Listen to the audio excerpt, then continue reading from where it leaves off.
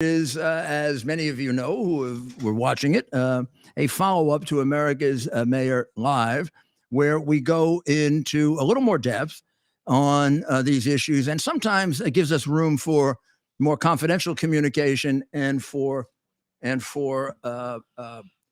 showing things that might be disturbing to the general public. We're not doing that tonight. This is more or less like a pilot program. It's really not going to go into those subjects, but since this will also involve several other providers, we want to create a basis for it. Really, can be quite exciting when we get into it completely, and it'll have us developing a real format before we get into the election year, so that we have the ability.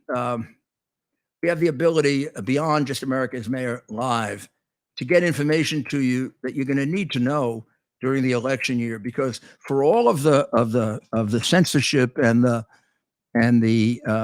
prosecutions, and because a lot of the prosecutions are for the purpose of shutting you up, or shutting me up, or shutting Trump up, or intimidating his lawyers, and some do get intimidated, as you've seen, and some don't. It's always been that way in the history and affairs of human beings. There are people that have courage and people that don't.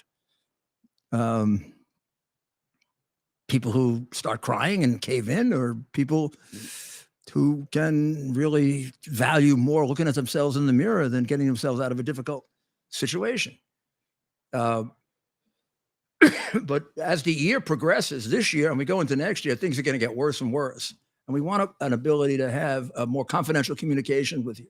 So you'll find out that there are going to be some special things we can do with this second hour that we can't do with the first. Right now, that's not the case, but that will be the case within, I'd say, 10 days to a week. So let's follow up